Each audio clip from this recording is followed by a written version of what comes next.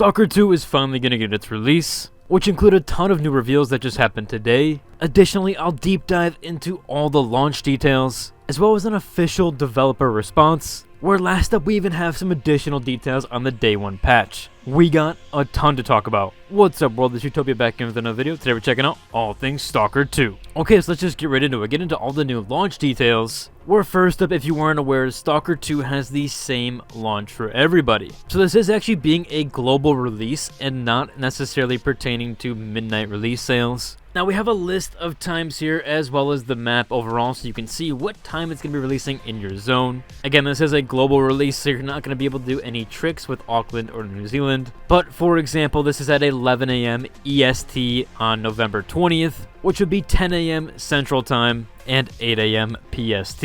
Of course, I'll showcase this map to you so you can see exactly where the time is launching where you're at. I'll also include a link to all the time zones separately listed out in case you don't want to read the map, and even a time converter, so if you do want to convert any of these times to your local area, that way you can see what it's based on here since they don't have all of the times listed. Now, one notable mention here is there going to be a pre-download? Will you be able to pre-download Stalker 2? So the notable mention here is that Xbox players can pre-download the game ahead of launch. However, because this is a Game Pass title and through Microsoft Store, they tend to not be able to encrypt those exe files. So on PC, there is no pre-download. Assuming that's the issue there, a lot of these Xbox Game Pass titles that are on PC, they get the simultaneous release there. Typically, there's no pre-download for the PC version as they always include the exe file and they don't encrypt that like Steam does, or seemingly don't have a good encryption system. So more than likely, that is the reason why we're not seeing a pre-download for that. Now, this file size is quite large. We can have it approach up to 150 gigabytes is the rumor so far.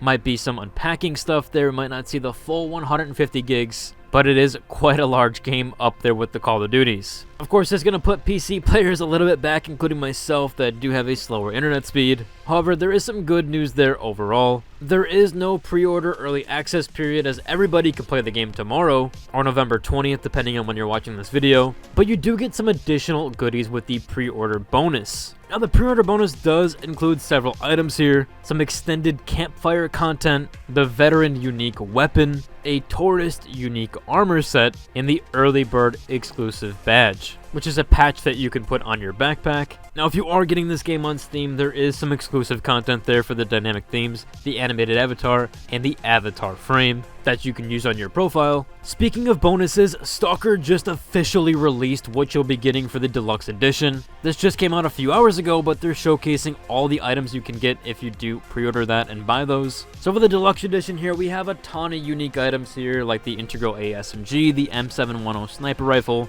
You see a ton of them have some little desert camos, or even a red camo like for the SMG. We also have some additional for your gear, including the ultra lightweight mercenary suit, the SSP 100 suit, which does include that skin there, the 100 meter circa, and the Wanderer cosmetic for the Siva suit. There is also one additional bonus side quest, and you even get the OST art book. And because this is digital only content, you will be getting that in a download. They also did reveal the Ultimate Edition bundle, where you get everything from the previous bundle and some more game content packs. That includes some more skins here for your assault rifles, SMGs, pistols, and even gear, like the PSZ-21W. Looks like another full set cosmetic there. Of course, they showcase to you that you get that deluxe content. Again, this does seem like it's not only just cosmetic, but also gear that you'll get at the start. Definitely some decent starter pack stuff there if you wanted to go that route. You also do, of course, get that bonus side quest as we talked about, and that OST art book. However, they are including a season pass with this one. So there is going to be a season pass. We don't have the full details there. It could pertain to battle passes. It could include some DLC content. I will try to cover that in the future if we do get some more notable details there.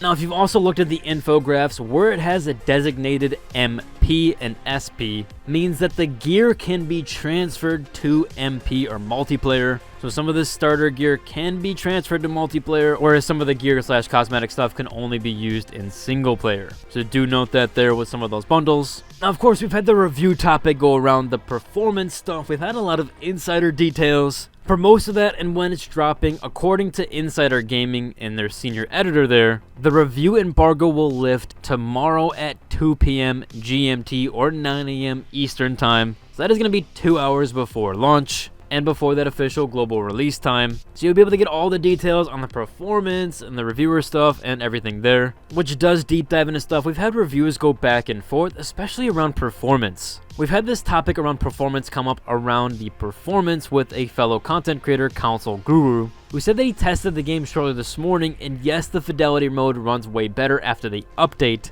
and that he thinks the frame times are now better at 33.33 ms. So it's not so janky. Now do be wary, if you are a PC player, they are talking about the console. 33 ms is a bit rough with PC performance. However, this is console only, so don't worry there. However, we do have some notable mentions with the PC platform, but it is good to hear that the day one patch is already out and ready to go. A lot of times, day one patch can mean the day before, it could mean 2 days later, it could mean a week later. In the case of Hogwarts Legacy, the day one patch never showed up. In fact, it wasn't for like a week and a half that we actually got a patch for the game. So sometimes they include the day one patch with the game itself. Like this case, S.T.A.L.K.E.R 2 is getting the day one patch immediately at release. Technically, I would call this one a day zero patch, but it does look like from Console Guru that the performance mode and a few things there with the console is getting better, and the MS overall is not as janky or jerky, which with that, we have to discuss the PC performance. Now, of course, they have had the resolution, target FPS, and the recommended stuff there, what it's going for, what you should have. However, this targeted performance was actually using DLSS or even an upscaler like FSR.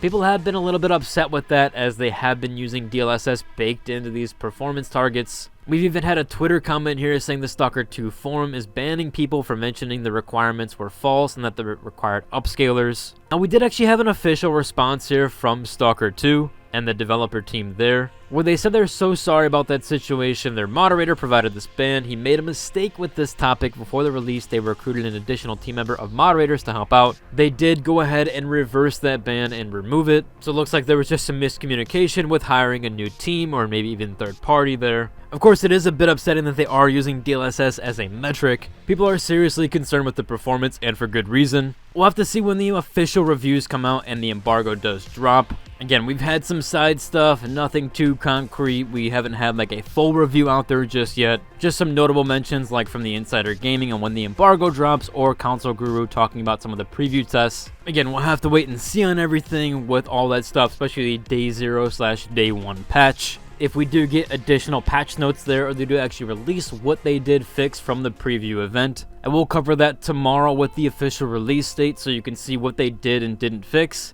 and potentially cover how the reviews did gauge this game. That way you guys know if you should actually purchase this game or wait it out for some patches. Overall, I should about cover for today's video. If you like and subscribe, and until the next one, deuces.